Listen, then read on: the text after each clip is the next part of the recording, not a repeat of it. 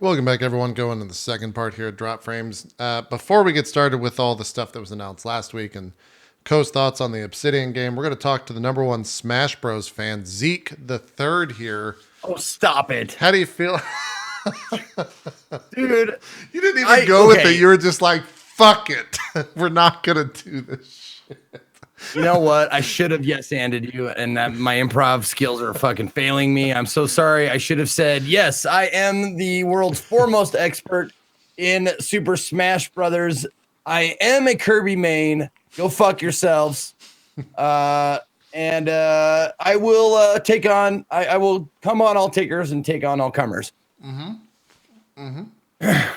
I actually just messaged, like in the Drop Frames chat, I said, we should mention Smash Bros, even though none of us played it, just to get it out there, because, you know, it's a huge hot thing that none of us have touched. I just wanted to like mention it and say, like, I don't know about these guys, but I do definitely have plans to play it in the future as soon as I can get someone to, you know, to fight against that's a similar skill level as me. But like my fucking Twitter is blowing up with Smash Brothers shit, like same nonstop. Here. So when I do, the only time I have connection to the outside world right now with Path of Exile is when I go to sleep and I browse Twitter with like whatever, what do they call it? I mean, let me just pull it up. It's called the For You like news bits here on the Twitter app on your phone. And without fail, every single day, there's been something related to Smash Bros on there. Whether it's people bitching about the Ethernet port not being on the Switch, or they're bitching about fucking Waluigi not being in the game, or just something like Smash Bros related. Like, it's obviously a big deal. The three of us just don't fucking care. Like, we just don't. It's not our forte. I know Zeke said he's going to be playing it later, so maybe he'll report. Not later today, but later whenever. So maybe next week or when he does get a chance to play that, we'll take a look at it. Because apart from that, my eyes of Smash Brothers are they've released the same game since the fucking GameCube version. So I know, I know, don't say that. I know. That's what my eyes say, though. That's what my fucking eyes say. So, I mean, I'll put my neck out there. In that note, though, JP, we've been playing the same league in PoE for 5 years. It's technically been 2, but You know, but yeah, there's a lot under the hood that I think made a lot of long-term fans very, very excited. Yeah. That Joker reveal was pretty fucking dope. I gotta say that. Like, I thought during the Game Awards it was an advertisement for the Dancing All Night Persona game that I'm like, even as a newly fledged Persona fan, I'm like, Dancing All Night, yeah, whatever. But then they said that Joker was coming to Smash. I went, what the fuck? Now, is that out or is that still coming? Like, did they tie a date to that, Zeke? Do you know? I don't know. Okay. I don't either. I don't know if that's a thing that was announced and then was available. Okay, no date. Date is early 2019 according to chat. Gotcha. Yeah. Yep. No, but even I like peruse some of the Twitter comments, and one of them, it showed like someone like avoiding a knockout playing the Pokemon trainer by just switching Pokemon, and I was just like, wow, I love watching these little like exploits and these little like cheats that people are like discover. And they're probably, I mean, obviously going to patch out and stuff, but it's really funny to see like how much they just tear this game apart, like code line by code line. Yeah. No, there is no denying it has a rabid fan base. People are unbelievably into Smash Bros. Without a doubt. So maybe next week we'll get. I think Strippin's pretty big into it, so maybe we'll get Strippin on here to. I'd love to get like a pro smasher. Yeah, dude. Yeah. Strippin has been so great lately because his Twitter, he has been posting these like blocks of feedback on Super Smash Brothers about things that have really pissed him off. Like at one point he's like, okay, if you're gonna be one of these people that keeps picking flat areas and ranked against my Ganon, like you're a piece of shit. And the best part is like his current Twitter profile is him just like so it has this like face, this like I am so done with life face, and then these like really pissed off between Smash Brothers is so perfect. I need to go read his Twitter. Yeah, I was not aware. I knew he was super into it, but I haven't seen him tweeting about it too much. I know Triax is also pretty into it. There's a bunch of people on Twitch that have been putting in a bunch of hours into it. So potential guest all for next week. We'll see what we can do in that, just so we can have at least one of us that talks about Smash and at least bring it up, because it's a big deal, like Zeke was saying. There's no denying it. It's big. It's selling very well. It'll probably be one of the best selling games of the year. Is Trihex like an upper tier Smash player? I know he's an extremely skilled gamer, but I think I can't answer that intelligently, but I will say he's unbelievably passionate, just like he is with every other game when it comes to Smash. Okay. Yeah. Chat's saying he's learning. He's pretty good. You got to ping the Bits Bro. The Bits Bro? Yeah, wasn't he huge into Smash? Who's the Bits Bro? People's Champ. Who's the People's Champ? The dude, we brought him on the show. He was the Bits project lead on the show. I thought you were talking about you're talking about Bobby Scar. I thought you were talking about like a streamer like the Bits Bro. I'm like, is that like the new Doctor Disrespect? I'm on the show to talk about this. Okay. I probably should have been a bit clearer there. I'm sorry about that. The Bits Bro, the prodigal son, Billy Bob. I'm just like, I don't know. No, man, I bet he'd have a lot to say about it. Yeah, that might, we'll put out some feelers over there. We'll see what we can do.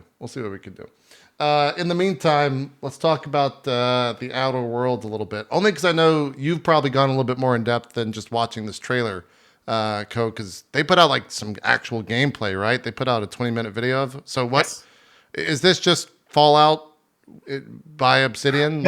Like what? I gotta say, this project was hinted to me a few months ago, back when I was doing stuff with Obsidian and PoE. In fact, at one point they were like, "Hey, can we like fly you out to take a look at this project?" And I was like, "No, I can't really travel anywhere." I was like, "Can you show me remotely?" And they were just like, "Nobody sees this one remotely."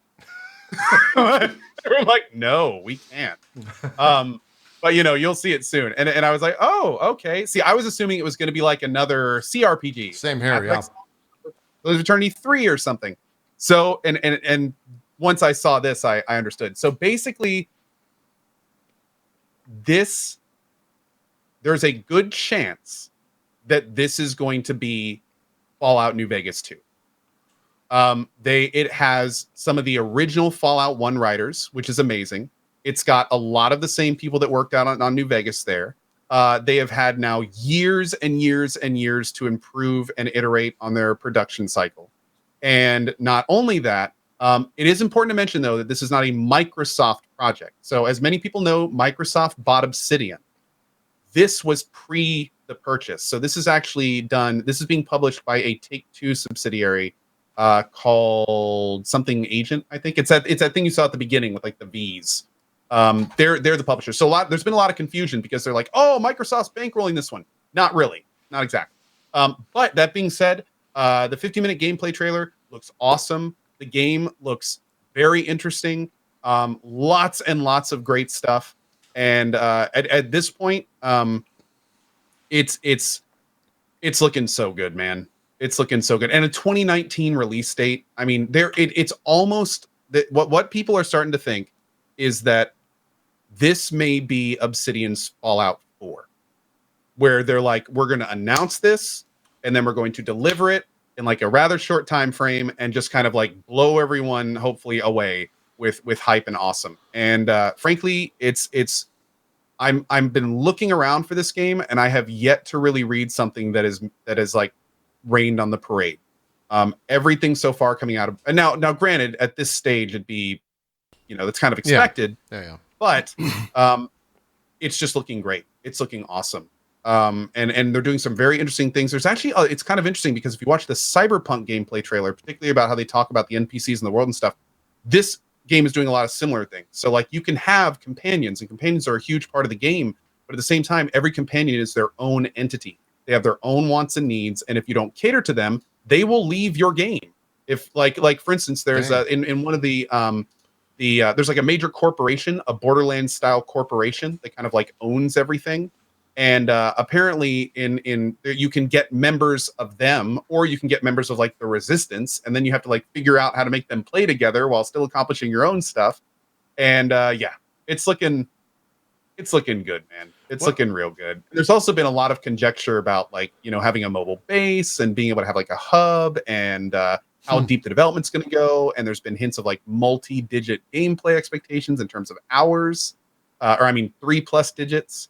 So it's this could be great, man. This could be Obsidian taking the mantle from Bethesda for first-person RPGs. Man, that'd be interesting to see. We might be witnessing it right now. What do you happen to know what engine it's running on? Do you know what engine this is? Actually. I've gotten that question a couple times. I'm not sure what the engine is running on. I'm not sure what engine. Chat would probably know. Is it Unreal? It's UE4? Chat's saying UE4, yeah. Okay. Yeah, because right out of the gate, like it's a good looking game. I like everything that I'm seeing in this trailer. And I haven't watched too much of the gameplay stuff. Most of that's on like GameSpot or IGN, so I didn't want to pull it up here from fear of copyright. But yeah, it's looking pretty cool. I think that this was, as I peruse all the other announcements from the Game Awards last week, this might have been the biggest announcement in terms of just viewership and stuff. Because this trailer alone is at 3.6 million views in about 5 days. So it looks cool. I hope we see more. We have very little information right now, but I can tell you every time there's a dump, we can mention it moving forward, because like I'm going to be glued to this project, as I'm sure many of you can imagine. Yeah, I can't imagine. We did our Game Awards show, so if you want to kind of see me and Zeke's thoughts on everything as it was revealed, as well as Rami, Ismail, and Ammunition's thoughts, that VOD's already up. But anything else for you, takeaway from the Game Awards, Co, that you want to bring up? I actually did, and I'll go over really briefly right now. I did a little highlight video that you can find in my channel. The day after the Game Awards, I opened up one of those like summaries, and we watched every single trailer, and I said my thoughts on all of them. Overall, it was really cool. There was a lot of pretty good announcements. Let me real quick just pop up the list, Sure. in case I forgot anything. Yeah. But it's I mean there were a lot of announcements I didn't really care too much about, but there were a lot of really good ones as well. Of course, I can't find. Did you watch some of the trailers as well? I've watched pretty much all the major trailers. How about that Rage 2 trailer, man? I know it's not new, but that fucking thing looks incredible. That Rage 2 trailer was great. Like I actually commented, like I have not been more excited for this game since that trailer. Like it was a really well-made trailer. Incredible. It showcased a lot of great features. All the gameplay was varied and interesting. All the animations connected super well for some seemingly like completely off the wall things. Like I am pretty damn excited for Rage 2. Man. It looks great. Yeah, I'm kind of digging it, man. Super into Let's see. Game Awards 2018 list. Get my Google foo on here real quick. What about the Mortal Kombat stuff? How bad was the rap music for you? People are like really tilted by that, and I was like, Mortal Kombat. As soon as that was done, I put on the original Mortal Kombat theme, and we all jammed out to that for about 30 seconds. And then I just stopped it for about 10 seconds, and I was like, how far we've fallen. Is that just because you don't like rap music, or because you thought it was a bad mix? Terrible, dude. Rap music has no place in Mortal Kombat. There's no it's not unique. It's trendy. It has no place in Mortal Kombat, man. Yeah. Like, come on, dude. I don't know. I hate that shit. I'm an old man. Keep that in mind. But I miss the days when games would, make unique, interesting music for their games instead of just like, hey, this sounds kind of top 40. Okay, let's put that on there. Did you check out that Skrillex trailer for Kingdom Hearts? Because that's some amazing. No, actually, tell him what it made you feel like, JP. Tell him. It's gone past. It's as if, I think I said the other day, it's as if Skrillex was choking Mickey Mouse in front of me while Donald Duck and Goofy were watching. Choking him to death, by the way. Oh God, it's really bad. Not choking him for fun. Yeah, I didn't mind the Mortal Kombat music, but I think it's because I'm just like, it's Mortal Kombat. But the Final Fantasy stuff, that was like, Skrillex, I can't. Go. So here's one that caught me off guard. I am pleasantly surprised from what I saw about Far Cry New Dawn. Like Really? I remember I had a pretty good time in the last Far Cry. In fact, I played it with you, JP, more than a couple times, I think. And I just had it was a good Far Cry. Wasn't the best, had a lot of the same mechanics as always, but it was a good Far Cry. So to see Far Cry transition into one of my favorite back pieces, which is, you know, like sci-fi post-apocalyptic kind of stuff. This could be cool, man. It does look like the Far Cry guys seem to be competing with Rage. They do. Sorry, I'm laughing because did you watch when the guy came out on stage and talked about it? Because he was, I think he was from Montreal, and he kept saying far, but it sounded like fuck. So every time he would come out, me and Zeke would just start laughing because he was like, fuck Cry 5. And I'm like, oh, God. Yeah, fuck high five. Fuck high That's five. what it sounded. Fuck high five. Yeah, please stop saying it. It sounded really bad. Anyways, yeah. Sorry to interrupt, Cope. But yeah, no. It looks pretty cool. It looks pretty cool. If it keeps the same kind of quality level as the last one, I think it'll be a decent, fun game to play. Yeah, we'll have to see where that goes. Yeah. So that was pretty cool. And see, Rage 2. Oh, I've been getting asked so many times about this, and I'm just gonna say I have no idea what to think about the Dragon Age teaser. Like people keep saying, hey, what do you think of Dragon Age? What do you think of Dragon Age? I was like, dude, I might have just watched a teaser for Dragon Age Mobile. right. Like I have no clue. Like you can't get hyped over that. I mean, the only thing you can get sort of hyped about is that it's a continuation from Inquisition, but I mean, unless they're going to bring back a lot of stuff from Origins, like, I don't know, man. And seriously, Inquisition was such a simplification from Origins. If they make it any simpler than Inquisition, at that point, you're talking about Dragon Age Arcade. So, like, I don't know. I don't know what to think about. I didn't like Inquisition that much. I want them to go back to Dragon Age 1 and 2. More Dragon Age 1 than 2, in my opinion. Same. So, Completely. yeah. That was pretty cool. And then Stranger Things, a game, looked kind of weird. Atlas looked interesting. I mean, like, Atlas looks like it could be fun. It looks like Sea of Thieves with stuff to do, kind of. Man, that sort of worked. That was one of those things we were talking to Rami about it because I was just like, he said it was 12,000 times the size of like an ARC map or something when they were talking about it, and Rami was like, yeah, I mean that's doable in game. It's procedural generation. Yeah, in a sense, but I was just like, I don't know if I want a world that big. Like, if there's stuff to do within those 12,000 ARC maps or whatever the fuck you want to call it. 1,200. 1,200. Sorry, not 1,000. Yeah. You said it's handcrafted? Oh, damn. Well, I bet it's a combination. That's fuck. Like, you have to have players in there to like make that fun. I don't know.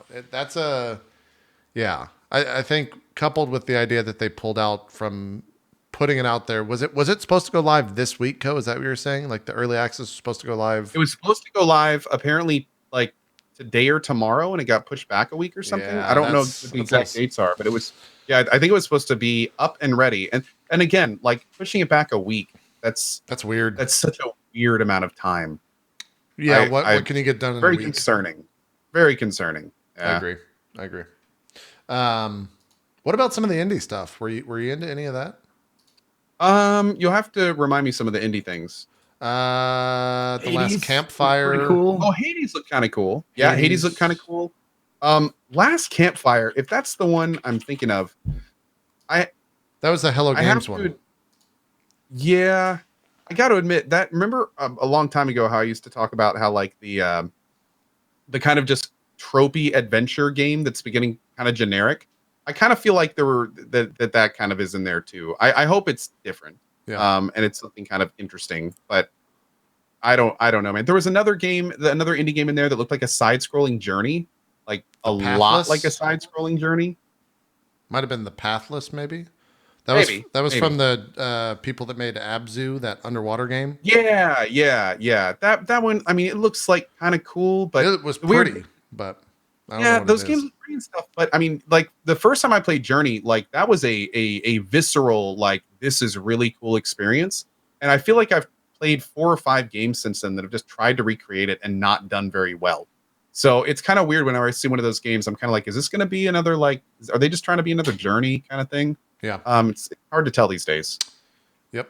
I know that right now there's a lot of buzz around Ashen, which is one of the games that launched on the Epic. I was about to say the Epic Fortnite store, the Epic Game Store. There was that, Hades, and one other one that launched Ashen as is well. out. You can play it. I know they're all playable. They're all like, I think they're early access playable. I don't know if they're out. But yeah, there's a lot of buzz around Ashen, and I have not looked at any gameplay for it. But a lot of people are saying it's like multiplayer Dark Souls, is what I'm getting. So definitely, Well, it looks like a something combination of like Dark Souls and Guardian, or The Last Guardian. Excuse me. I was kind of turned off by Ashen at first because the face thing, man. I don't like. It felt like I was looking at placeholder art because nobody has any faces, and it faces just looked are lazy. tough, man. I know it looked lazy, but then I actually watched some people playing Ashen, and it actually looked pretty damn cool. Like watching the gameplay actually may have swayed me to try it at some point. Yeah. Yeah, it might be. Oh, does something not to like look into. artistic choices. I don't when they're lazy. Yeah, well, faces are tough. That's why I skipped over it. Save some money on design there. I'm trying to think if there is anything else that pick your brain about. Zeke, anything else that you want to mention from the Game Awards, apart from the awards themselves, which are, whatever.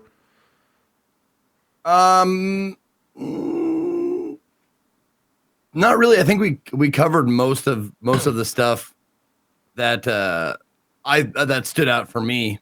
Yeah. I'd have to like go back and check it out. Psychonauts 2. Oh, that's right. Yeah.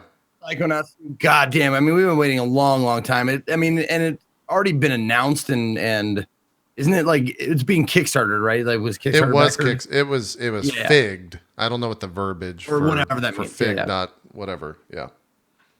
But I'm like super excited to check that out because the first one is so iconic and so like another one of those rare games that I would totally recommend anybody pick up and play at least one time through. It's an experience and it's fun and it's unique.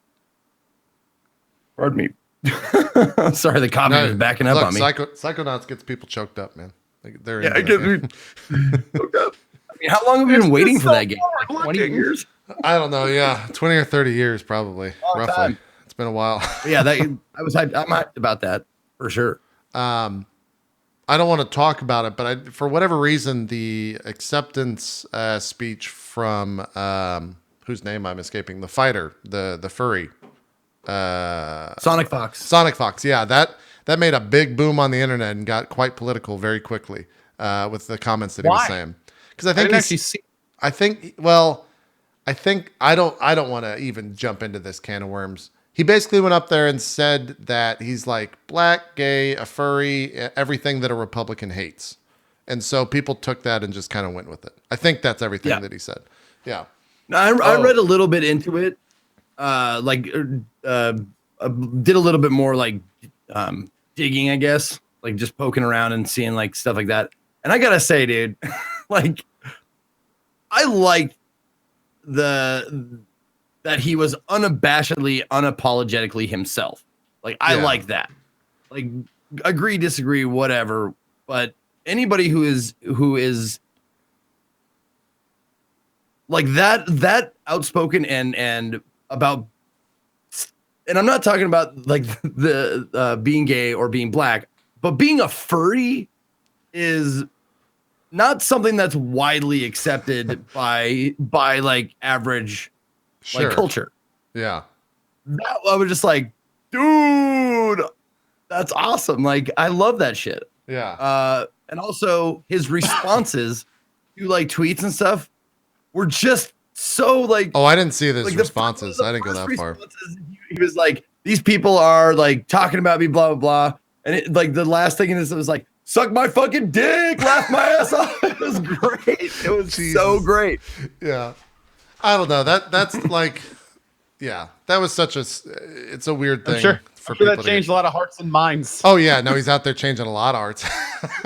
Well, About but that stuff. That's not. he also mentioned that he's like, I'm not a politician. I'm just me, and if you fucking bash me, I'm going to tell you to suck my dick. And I'm like, I can totally identify with that. That's great. Yeah, yeah. I'm just kind of like whatever. The whole situation, the whole thing of like getting upset about that or feeling strongly one way or the other is like, who fucking cares, man? He won an award. Move on.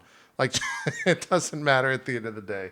That's how I feel about the whole thing. So that's about as much as I want to get into that whole can of worms because people have very strong opinions about that, and I don't want to hear them. A good rule of thumb in today's world: if politics aren't involved with what you're doing at the time, don't involve them. Yeah. Ever. Yeah. There you go. There you go. If you're there for a game award, don't mention politics. Yeah. Ever. Anyways. Woo. That was the Game Awards. Like I said, we have our full co-stream of that up on YouTube. That actually didn't get claimed yet. Thankfully, it's not. I mean, it did get claimed, but it's not taken down from the internet claimed, which is good. People can still watch it. That's all. Yeah, that's what There's like 20 claims on it, but they're all just like, you can't monetize this. I'm like, you guys are just fucking at each other over at this point. Like, it doesn't matter to me. So, just leave the video up. That's all I care about. Zeke, I think we talked about it yesterday off stream. We have 20-ish games to run through for Indie Sunday stuff. So let's pick some and talk about it. Before we move on though, we talked about Epic Games like putting out stuff, but like they now have exclusives, and they're trying to compete with Steam. I think they are competing. Well, yes, they're trying to compete with Steam. I don't know if they're necessarily doing it yet. They're trying to compete with Steam, but they are literally 5 to 10% what Steam is right now in terms of features, functionality, and they're not. I mean, Well, sure, but do you think? I mean, Epic Games is huge, obviously. Do they have the clout to do that, to make competition with Steam? Well, not to go too off topic real quick before any stuff, but there's a couple well-written articles by indie developers that are basically saying like they really should have waited longer before they did this because basically they're trying to go up against a juggernaut and they're kind of waving some dollar bills in front of people's faces, but at the same time there are exclusivity things going on with it. The Epic Store doesn't have a fraction of the publicity reach to sell games as Steam does. Like it's not quite as cut and dry as a lot of people thought. When Epic Games first came out, it was everyone like, oh, Subnautica's coming for free and indie devs can make more money. This is great. Steam has competition. But the more people are looking into it, the more it's like, this might not be exactly what we were expecting. Yeah. I think also too, like, that's not something that's gonna compete with Steam in a day, in a week, in a month, in a year. Like, that's gonna compete with Steam when Fortnite kids are old enough to buy games because they're already in that ecosystem with Epic. And that's the platform that hopefully the bet I'm thinking from Epic is that's the platform that they're going to use because they don't go on Steam to load Fortnite. They go on the Epic platform to load the Epic game Fortnite.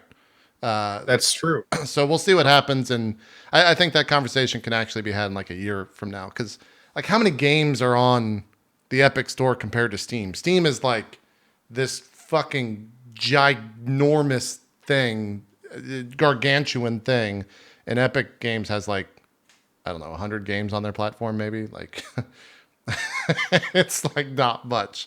So that's something that's going to take a while to also to eclipse. Steam has deals with many large developers that are going to be like years before they can start putting their stuff. Like for instance, there's like Sega. Like Sega is basically Steam only, from what I understand. And there's a lot of other companies that are similar because they just get better cuts by agreeing to it. Not only that, but now Steam is. Like Steam just a few weeks ago started saying that if you sell more games on our service, we will give you more money per sale. And that goes up. So now other companies are like, now big companies are looking at Steam kind of like, oh, well, I guess now we're really not going anywhere. Yeah. But that's what it will do is it will cause Steam to make changes to their platform that benefit, developers or consumers or whatever. So that's why that's why competition is good because it will create that type of stuff. So in that sense, yeah, it's a good thing. They're making waves. And I think Epic is probably one of the only game developers, because every other fucking game developer does have a platform, and you only use those platforms to play their games. You only use the Blizzard launcher to play Blizzard games. You only use the Bethesda launcher to play those games. Like it. Yeah. I was just thinking about that. Like, how many launchers do you personally have? I mean, looking at my desktop right now, Blizzard, Steam, Ubisoft, Epic, Bethesda, Origin. That's installed. 6. GOG, you have one? GOG. Yeah, GOG does have one. We don't. GOG was like, yeah, we got a launcher, but you don't have to use it. Yeah, you get fully download. You get like big download executables and CD keys and all that stuff. Hashtag ad. Yeah, there's a lot.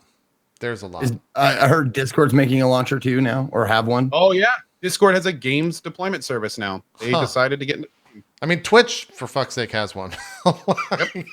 Everyone's got one, but no one. It's hilarious that no one uses the Twitch one that I know. Like, I mean, why would like that? That's the thing is, why would you when Steam exists? That's the counter to all this stuff. But with Epic, like, Fortnite's a fucking big thing. So when that community grows up, or is of game buying age, it could make some waves.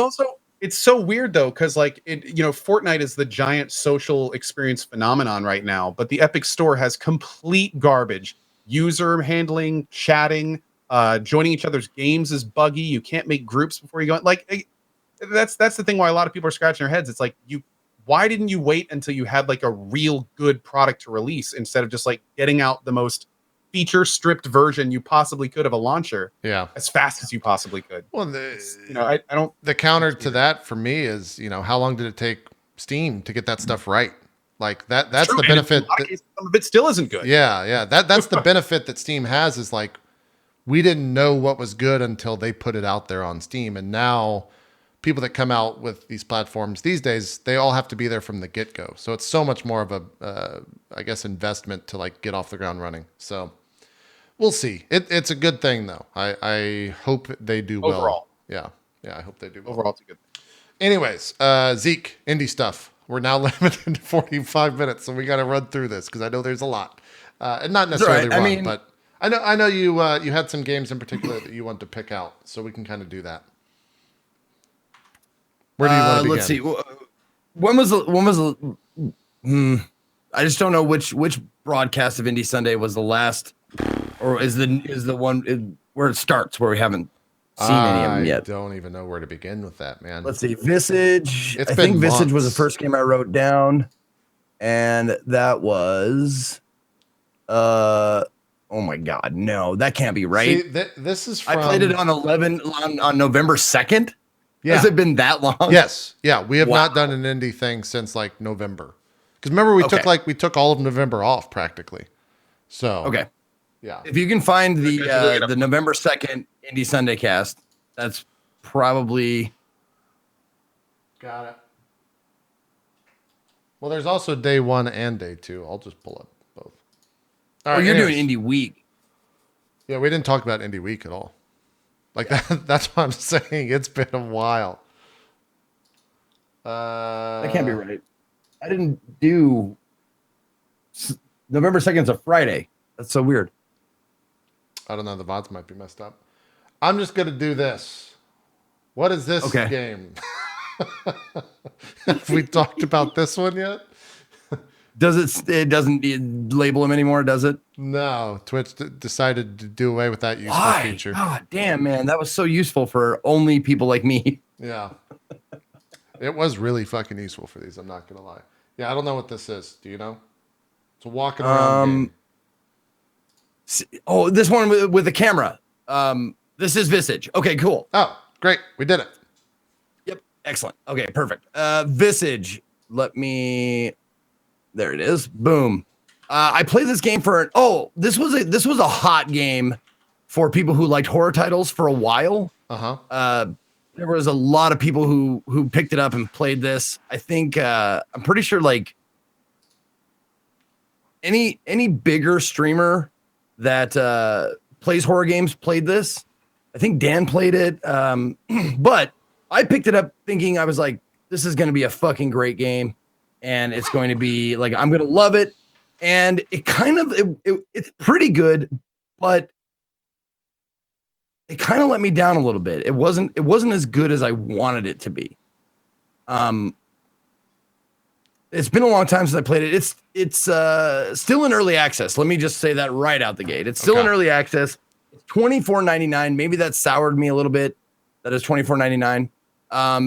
The little blurb says, Visage is a first-person psychological horror game. Explore a mysterious, ever-changing house in a slow-paced, atmospheric world that combines both uncannily comforting and horrifyingly realistic environments, and enjoy a genuinely terrifying experience. The thing that gets a lower rating from me is how slow it was. I'm pretty sure this game you walk pretty slow, and even the sprint or whatever is fairly plodding. Huh. But the environments are well done. The music is pretty well done. But it's really nothing like super innovative. That's right. And I hated the inventory system because you had like a left and right hand thing that you'd have to do. Like you'd have to like put something away, switch hands, do this shit. It was completely counterintuitive. I didn't like it at all. The inventory system. But I don't think it didn't have enough good shit going for it to warrant the $24.99. But it's still in early access. So I guess we'll see if it improves by the time it's like fully released. Gotcha. All right, next game. Two things. One, Chad informed me that if you do click the chapter select, they do have the games there. It's just no longer in the timeline. Oh, wow. Yeah, I had no idea. You can click the little chapter thing next to the pause button. That tells you. Yeah. Second thing, I'm going to introduce a new rating for these indie games. And the rating is it better than Fallout 76? You just have a permanent gift that says yes. Well, I think this is good. Let's try it. Let's try it out. No, you're. It's like trying to say like, is this game better than having an apple? I mean, look, apples are pretty good. Zeke. I like. So apples. hard to compare it. I like. You do like apples? Yeah, I do like apples. I like them a lot. Yeah, they're pretty good. No, let's just go with it. All right, we're going down the list. Simulacra. Yeah, good. I'm glad you pronounced that because I was going to struggle. I've heard of this. What is this? Simulacra Pipe Dreams is part of the game. Okay. This is a sequel to the first Simulacra that was, I believe it's free to play. Yes, it is still free. It's a sequel to the first game. The first game, the basic gist of it is you find a phone and you have to find out who this phone belongs to. And it's like mystery, it's horror, it's thriller, it's stuff like that. You go deeper and deeper, and then you find out like this phone, there's some like deep evil shit going on for the person who this phone belongs to and whatever. And Simulacra Pipe Dreams kind of follows a similar thing because this game takes place all on a phone, and there's some live action dialogue and scenes and all this kind of stuff. I played it for about an hour. It's free to play if you want to check it out. It's not great. Is it better than Fallout 76? I'm not playing this game. God damn it, Zeke. I'm not playing this game. Not playing this game.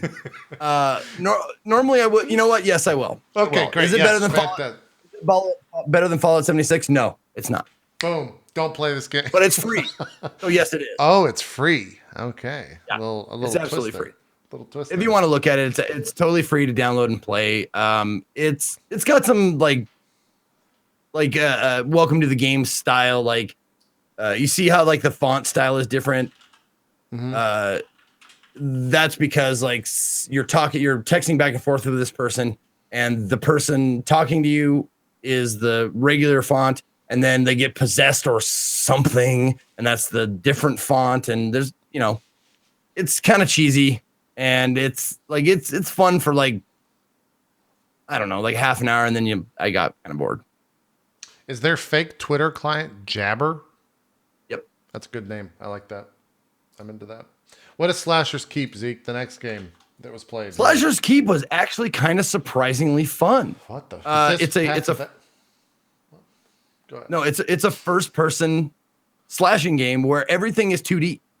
Like you look, like as they turn, you see like there's each turn of the character model that you're slashing at is a different drawing, but they're all 2-dimensional. Nothing has like nothing is filled in. Back in the day, we called those sprites. Yeah, there you go.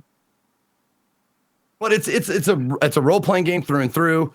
You find weapons, you get upgrades, you find armor, you make your way through these dungeons, you hack, you slash.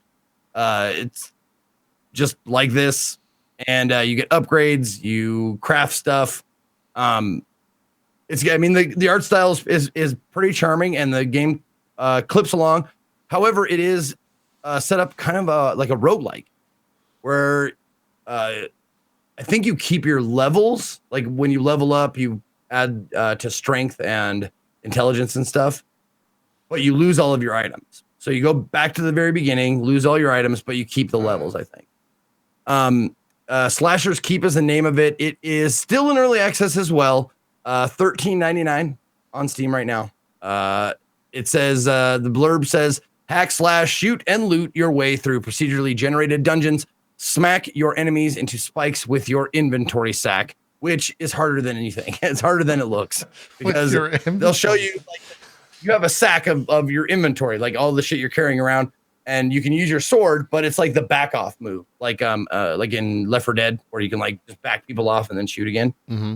It's a similar mechanic, but you really kind of have to get them lined up with the spikes and then smack them into it. But and I forgot to mention, I always want to mention the dev names when I'm doing these indie games. Damien Schloeder is the name of the dev. I'm not sure. I'm guessing it's just one person. It's one man game. But that's the name of the dev and the publisher of that. Zeke, I have one question for you. Yeah. Is it better than Fallout 76? Is it better than Fallout 76? Yep. Yes, it is. Okay. Yes, we've got a yes. That's 2 for 2. Okay. Next game, Infliction.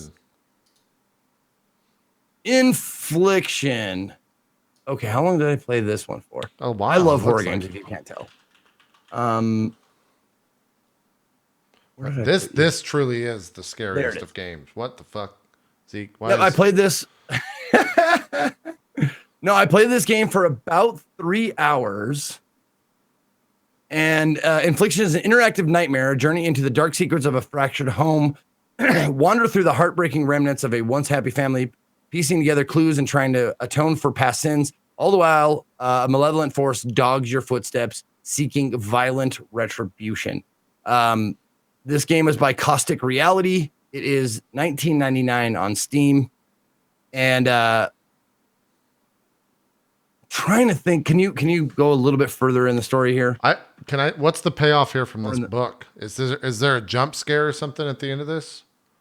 Nope, never mind. You just put the book up. They just colored all that stuff. This one. Okay, this one's it's kind of like a lost memory, figure out what happened, mystery horror thriller kind of a thing. You get like little Fallout pieces. 76. Yeah. Like just like Fallout 76 and Dark Souls. And you get little pieces of what happened after you begin the game. You start like on this road, you're driving, and then you park, and most of the game takes place inside of this house. But you piece together like, oh, there was a murder, there's this happened. How am I involved with this? How are related to this, like these crimes and all this kind of shit. And you kind of unravel it as you go along. And I think I beat it in 3 hours, if I'm not mistaken. And it's actually pretty goddamn fun. Is it worth $20 for 3 hours? I don't think so. I think maybe like 12 to 13 would be the sweet spot for the worth on this game. Looks great. But it was pretty well done. I enjoyed playing through it and unraveling the mystery, and they kept me pretty, like, it clipped along. It kept me pretty involved the whole way through, or invested the whole way through. Was it spooky? Like, how scary are we talking?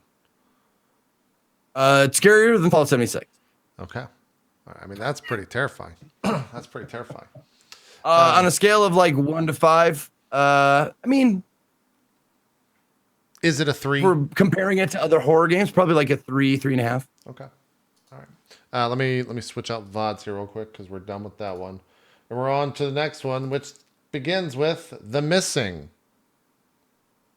Okay. What is The Missing? Wait, was this the Macros game? slash keep Is this that game? infliction. The Missing was a big title. Yes. Or not a big title, but like a hype title. Yes. What? Yes. Talk to me about this. I'll find the full name. This is from Swery, isn't it? Yeah. Yeah. I believe so. Yeah. So, Code, do you know the mechanic of this game? Okay, Zeke, tell him the mechanic of this game, and let's all watch Co's face. This would be great. Go ahead, Zeke. What are you doing? The Missing? It's like The Missing of JJ or something like that, right? It's The Missing. Colon? I hate doing this. Colon? It's The Missing colon, not The Missing colon, but The Missing colon JJ Macfield and the Island of Memories. Okay.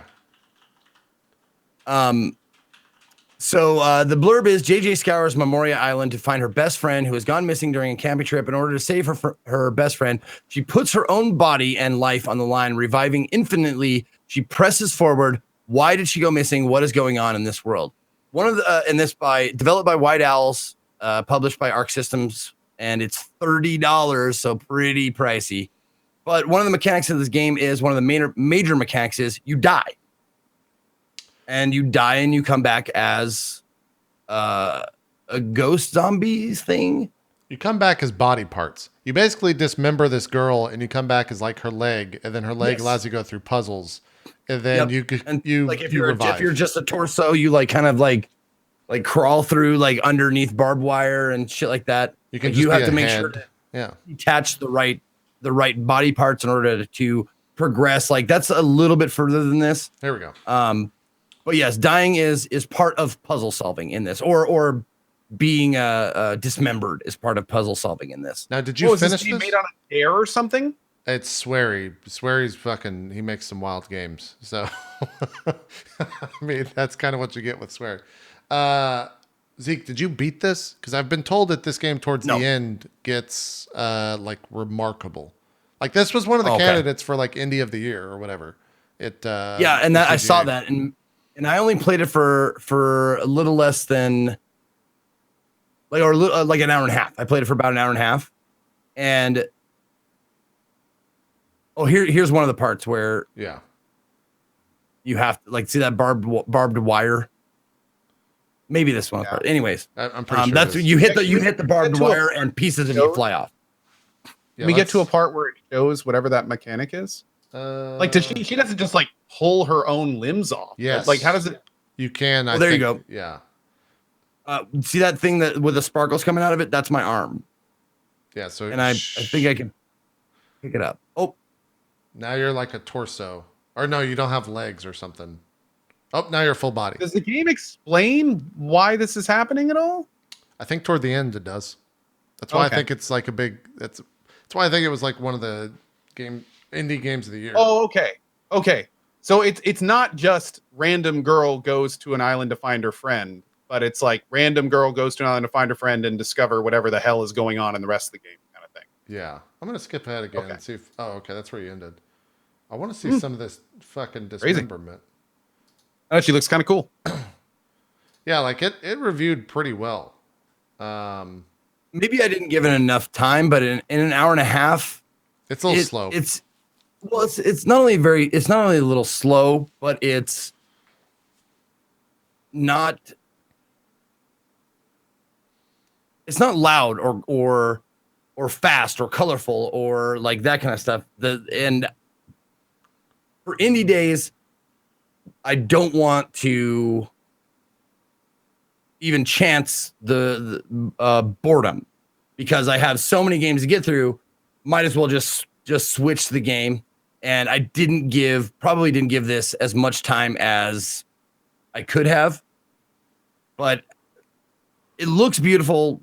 It's very ambient and light as far as there's nothing like in your face or thrilling or anything like that. Puzzle solving. It's a little bit like Limbo, but it didn't grab me like Limbo did. So, Zeke, I've heard you talk about a lot of indie games in this show over the year. I'm going to be honest. Is the word you're looking for fun? Did you have fun playing this? But that's the thing. I did. You did. Yeah. I had fun playing it, but it wasn't exciting fun. But it wasn't enough fun to make you want to like go back or keep going. Man, if I went back for every game that I thought was decent, I'd be Fair fucking. I have over like 1,000 to like close to 1,100 games. Zeke would like to announce his 500-hour marathon this month, where he goes back and plays every indie game and finishes them. Yeah. So no, and Scott in the chat has the right of it. Like sometimes I do like an Indie Sunday Revisited where I give more time to games that I think deserve it, and this might be on there. So to correct myself, thanks to chat, this was up for the Games for Change category. I don't think it was part of the indie list. I think it was for Games for Change, which is a different Games category. for Impact. Games for Impact, yeah, not change. Jeez. There we go. Thank you. Okay, so maybe it's worth getting to the end or getting close to the end then, because Maybe. there's a lot of games that I kind of quit early on that are supposed to get like way better, but like, why not just grab me and keep me invested like immediately and then slow down a little bit? Yeah. Because that's hard to do. Don't feed the monkey, Zeke. That's the next. Oh, was it better in Fallout 76? Yes. Okay. Don't feed the monkeys. What are you doing this one? Don't Feed the Monkeys is actually kind of a cool the basic. Hold on, let me just get the blurb up here if I can fucking find it. You know what? Just there we go. Do Not Feed the Monkeys, a digital voyeur simulator where you watch strangers through surveillance cameras, invade their privacy, and witness their most intimate moments, but don't interact with the subjects. Anything can happen if you dare feed the monkeys. It's by Fictori or Ficturama, Fictio Rama, Ficturama Studios, Badland Games, and published by Alawar Premium. It is $12 on Steam, and it's a management game. You have all these different cameras. Like you start off with like I want to say like 6. And they're set up in just random weird, like one of them's in a field, one of them's in an office, one of them's in a dude's house. And you have to manage your health. You have to manage your hunger and your sleep. You have to do stuff you have to like do side jobs to get money. And the side jobs don't involve you actually, like no mini games actually doing stuff. You just have to like take it, do it. And then you like come back after it immediately, and it says like you've lost this much sleep because you were working, you've gained this much money, you've lost this much like health or whatever. You have to buy food to feed yourself, but all the while keeping an eye on the cameras because the company that you're trying to impress is they task you with things like get the address of this place from this camera. And so you have to sit there and wait until they come in and start talking like on the phone. And then like little highlighted words will pop up while you're watching them. It'll say like, I'm an accountant. And you click on accountant and it goes into your little file, like that little file there. And then you do like Google searches of these terms, terms by themselves or term combinations. And then it'll open up another web page that has more highlighted words. You kind of unravel like, where like all the information that you need about this particular scene. And when the company is satisfied that you've given them the right answer, the case will be closed and you move on to the next one. And the goal is to get all of the cameras and the monkeys are people. Like do not feed the monkeys means don't put yourself, just be the voyeur. Don't put yourself in their life. Right. So don't feed the monkeys is like, you know, don't get caught by them. Mm-hmm. But yeah, you have to. It's a pretty cool management game. You mostly only see like 2 screens. It has time of day. Like the clock is very important because certain things will only happen at certain times. And like you get a newspaper at the start of every day to tell you like it gives you little clues or gives you little information about the people that you're watching, and that kind of thing. So. It was fun. I mean, I played it for a full 2 hours. So How much is this? did I say $11.99? Okay. That's yeah, okay. Yep, $11.99. It's $12. Better than Fallout 76? Yep. Now Way this better. next one, I've been looking forward to hearing you talk about for a while. It's the return of The Return of the Obra Dinn. Yes. yeah. Okay. Let's talk. I want to know what you where's thought of that? this one. There, do not feed the monkeys. Okay.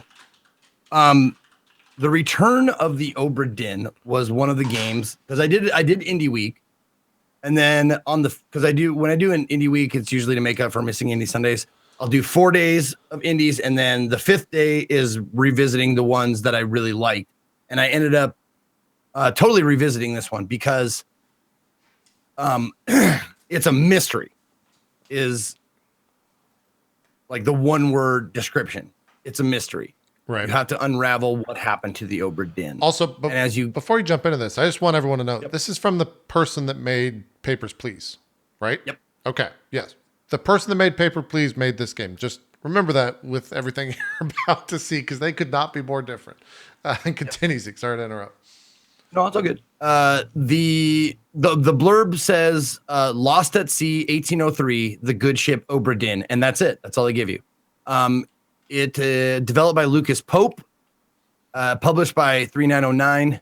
It is $19.99 on Steam, and as you can see, like from going through it, it's for whatever reason, I don't know why, but the graphic and color scheme, they give you options of old computers, like style, like Mac, like an old Apple IIe. They give you like an old Windows computer, down.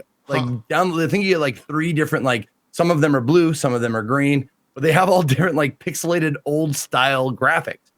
And it's very fluid, and it feels, you get really invested and really immersed. Like this game is, like people say my immersion, like this game is very immersive. But you to unravel the story, you start with like one thing that you can see on the deck, and then you have this like magic compass that like lets you see the memory. And so you see like these little vignettes, these little like tableaus of still frames of things happening. Like this doesn't spoil anything because it's like one of the first things you see. You see like someone getting shot, like through the gut or through the head or something, and it's all still frame. But you can walk around it as if it was 3D, but it's no one's moving. So you see this happening, and then you have to unravel their faces, or not unravel them, but you have to discover by their face, like match it up in your little journal as to who this person is, how they were killed, who killed them.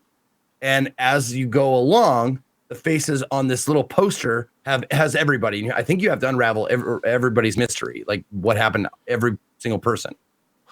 And then you'll get to a part.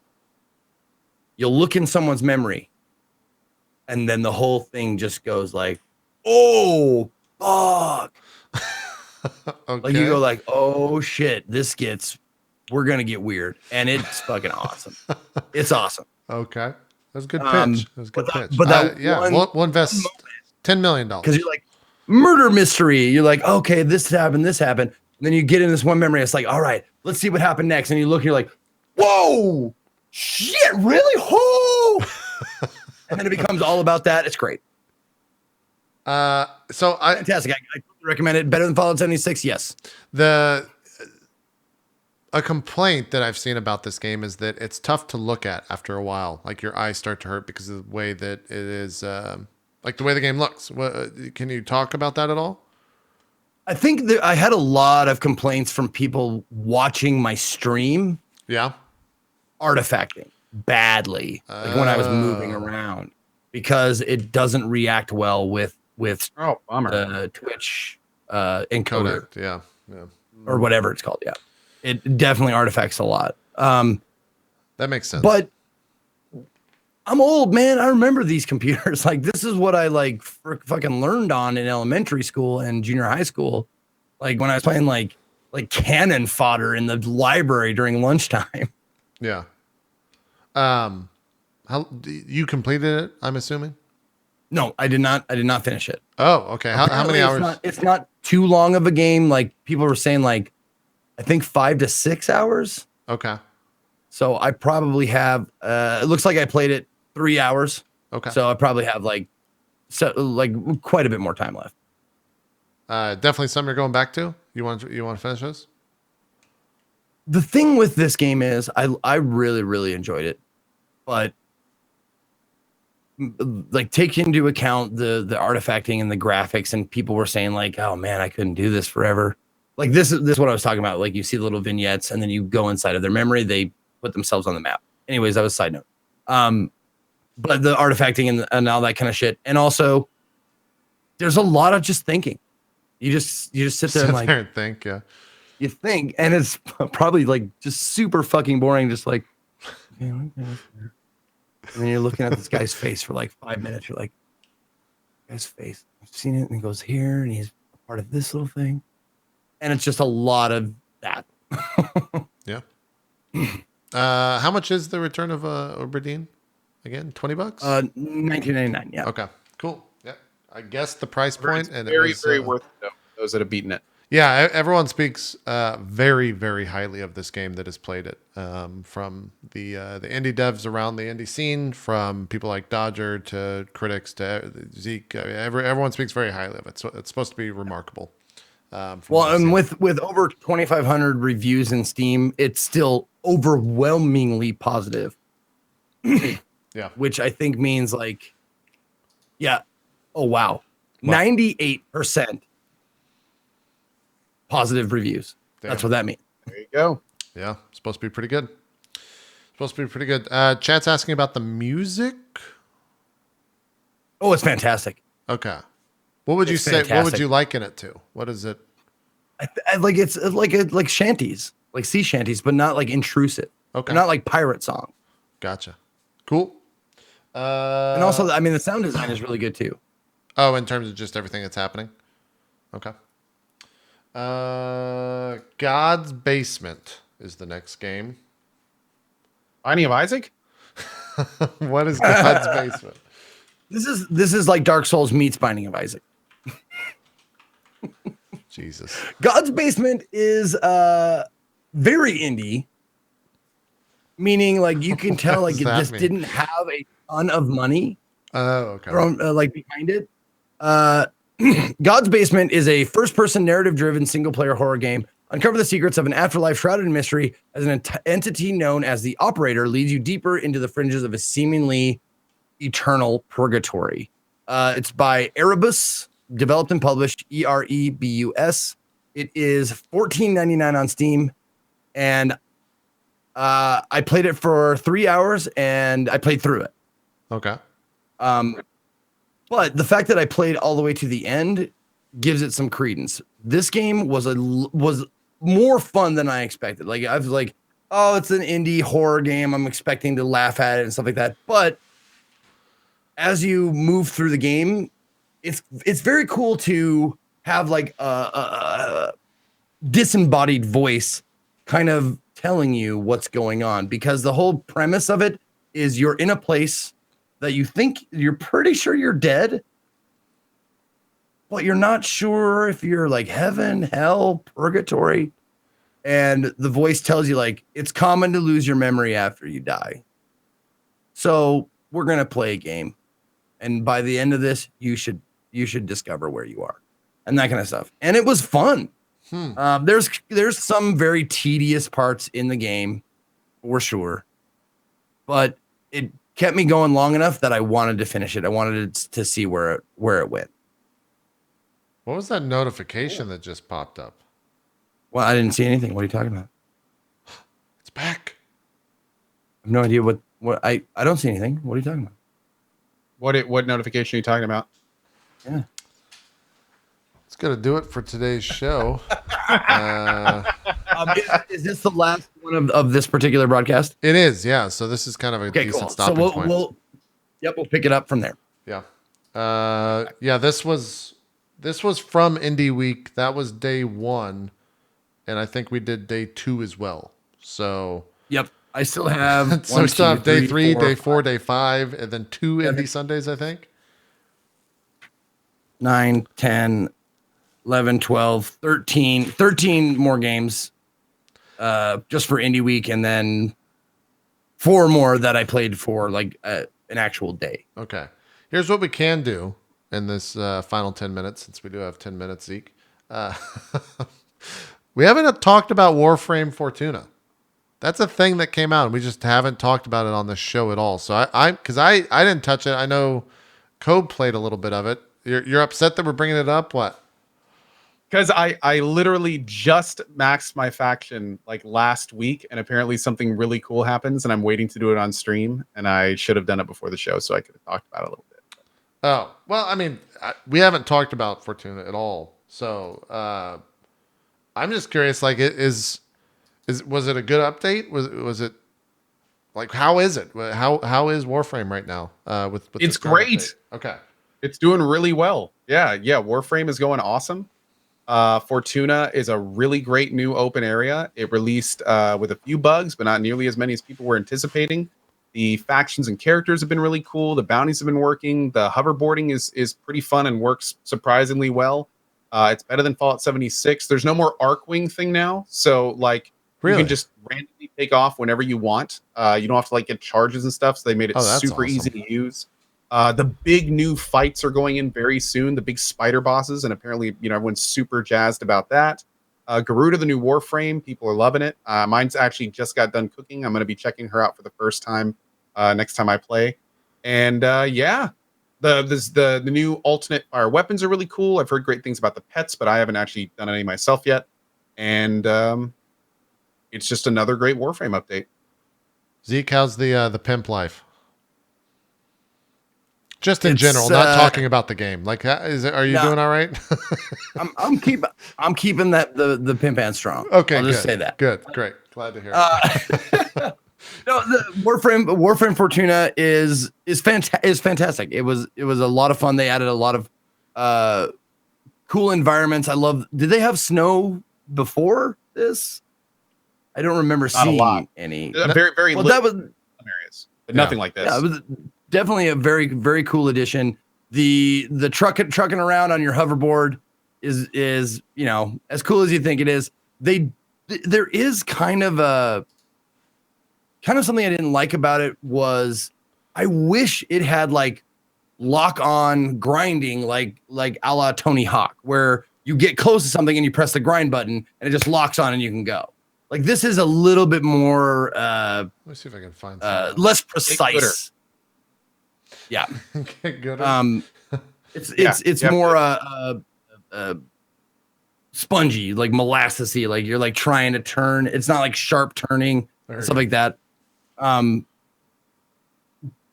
It feels like a less maneuverable. What's the Destiny vehicle? Sparrow, yeah. I think it feels like a less maneuverable Sparrow. Are there? Do you get stuff like if you pull off a bunch of tricks, or like I don't know if there's like a high score. There's a mod. Oh wow. Do you get anything for like doing tricks? Does it reward you with some sort of? Yes. What do you get for doing it? Just there's a full point system, so you can grind, do different points. You can spin in different directions. There's an entire faction that's based off they're called K drives, and you can actually make your own K drive. There's a front engine and board component, and then a lot of times as you go in later, those have different effects and actually can add different stats and abilities to them. So it's a really cool system. It takes a little bit to get down, but once you get it down, I mean, you can do endless grinding in the system without it. Like you get one rail and you can just jump, do a couple tricks, grind the other direction, jump, do a couple tricks, grind the other direction. It does cap out at 3,000 points though, and only a fraction of that actually goes to your experience cap for the day. So it takes like a lot of it. The biggest issue I had with it was it's a fun system, it's cool, and it's entertaining for like a few hours. Yeah. And then it's just kind of like, I think I'll just use my Arcwing because it's a lot quicker and I can fly with it. Okay. Like I haven't really found a lot of reasons to use it over the Arcwing. It is a really cool system, but I feel like it needs just maybe something a little bit more to make it a bit more competitive, especially now that you can just summon the Arcwing whenever for free as much as you want. And Archwings also have their own ability sets and stuff too, which make them pretty powerful. So it's it's a fun system, and it's a great foundation, but it probably is going to take a little bit more development to make it something like really, like maybe put some weapons on it or something, like maybe so you can charge through enemies. Like there's some, use a couple more fun things to kind of put it on par with Archwing. Yeah. Well, it's also like attached to a faction, the Vent Kids faction, and that's how you like get the mods for the board itself and how you upgrade it, make it look different and that kind of shit. Yeah. And they kind of like the Vent Kids kind of remind me of that. Oh god, that Futurama episode where they think they're in the post-apocalyptic future, but they're just in LA because there's like these badass like kids with like tire armor and like shit like that running like a junkyard, but they just live in Los Angeles. Huh. Yeah, it kind of reminds me of that. Is there a story? Like, I know that there's a story, like they put a song and everything in there, but is that expanded or is it just like face value story? It is? There are characters. There's a full story. There is a basically the premise, and it's actually it's a pretty cool premise. The guy talking, you can see in the bottom right of the screen right there. Yeah. Nefanyo, he is basically like he's running, it's kind of like an indentured servant camp, except the issue is that he like loads people up with debt, and then when they can't pay their debts, he takes parts of their body and sells them and replaces them with components. So and you see some of like the people you talk to, you see them change. Oh, not only that, but you see everyone in the world, they have like these rectangles on their chest, and like on their chest is this kind of like what looks like a door. And I'm 90% sure that's so they can have easy access to organs. So they can like take them. It's pretty messed up. And what's even crazier is like most people go through this thing called, well, I don't remember the exact name they use. They call it a brain something, where they actually remove the person's head, store it somewhere, and then they put a robotic head on top of it and they like link the head. So it's like you've got your human body, but your head is somewhere else, and it's called brain shelving. Thanks, chat. And like part of getting your debt repaid or something is like maybe getting your head back. I don't know. It's a weird, dark situation. And as you follow the first few quests about it, you're kind of like starting to help the workers kind of rise up a little bit, and that's kind of where the story goes. I haven't finished it yet. Apparently, yeah. Don't read chat, by the way. I'm just don't read chat. Don't okay. read chat. Yeah. So apparently, when you're done with the faction, this is the part I haven't done yet. Then you can do the final faction thing, and like something big happens, and that's what I haven't done yet. But yeah, it's been really cool. And apparently, the big spider bosses play into it somehow, and they're not. I don't think they're active yet. Are they active yet? I don't think they're active. We'll see. I'll let you know. But yeah, and those are going to be really fun. Those are going to replace, well, not replace, but add to Eidolons as big end game fights. And Eidolons, in my opinion, are some of the most fun in the game, period. Yeah. So this is going to be a big step forward for the game once they get them live. Not in part 2's coming out before the end of the year. So that's when they're coming in. This is stuff that you were just and also like one of the coolest, catchiest songs like of a game that's come out this year. Would you call that like an anthem? Like what would you call that song? Yeah, because it's good. Yeah, that's fair. Okay. Anthem's it's a good anthem, and you like hum it.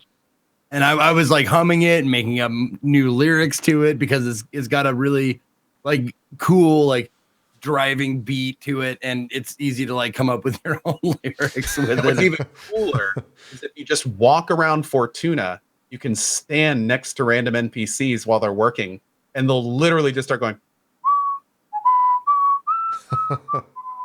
That's pretty good. And then like some others will start whistling with them. Like it's really wild. They did a really good job with it. That's cool. It's a chain gang song. That's a good way to say it. Yep. Like it's like a chain gang song. Yep. Awesome. Well, with that update apparently hitting in 6 days, we'll probably that's when Mesa Prime is coming out, right? Yes. Okay. Yes. Some chat was going crazy yesterday about Warframe and talking about the Mesa Prime update, and apparently assless chaps was a thing that was just mentioned constantly. Do you know? Is her skin just like assless chaps or something? Is that what's I hope so. I haven't heard that yet. That's fantastic. Everyone in chat was just like, she doesn't. It's just assless chaps. JP, look at the photo. Is it Booty Prime? Hold on. I think it's Booty Prime. Yeah. Butt Prime. I haven't seen images yet. Let me take a look here. All chaps are assless? That's not true. Yeah, they are. Are they? Is that That's true? very true. That's true. Yeah, That's what chaps are. Chaps are they go over top of your then pants why and does they the cover phrase- the inside and inside of your leg. Why does the phrase "assless chaps" exist then? If they're all assless, It's Why the does the same phrase reason you say like- ATM machine. well, an ATM doesn't have an ass, so that doesn't. No. I don't understand what you're comparing. Redundant. You don't need to say ATM machine because machine is in the abbreviation. Oh, okay. You say assless chaps, even though all chaps are assless. See what I'm saying? I guess That way, if makes you don't sense. know what chaps are, you've established that these are a piece of clothing that are assless. All right. Okay. I see you, English language. You're doing okay. You're figuring it out. You're living. Speaking of assless chaps, Ass chap. have you guys seen the new Sonic? The new Sonic's Oh hype? God. Let's revisit the world of furries. Yeah, man. What the fuck is that Sonic poster? Yeah. Is he like? Have they revealed him fully, Zeke, or is it still like the shadow box type deal? I don't know if he's fully out there yet. I've only seen the shadow. Is he out there yet, chat? I saw a photo of like his legs hanging over the I think it's the Golden Gate Bridge, and it has like a little track of him. I guess his like thing that he's planning. I don't fucking know. Some of the like fan art coming out of that poster though are woo. Be careful about Google knows if you're at work is all I'll say. 'Cause it is yeah. I just realized we didn't talk about X4 at all, but that's okay. No, we did not. We got next week. We got next week. Yeah, and you're going to be playing it. They're like patching that soon, right? Yeah, Okay. yeah. There's a big patch coming out soon. Yeah, for it. we'll definitely bring that up next week. Yeah, we're in catch up. We're in the catch up realm right now. There's red mustard is invading, and it's getting real rough over here. We'll talk about X4 next week.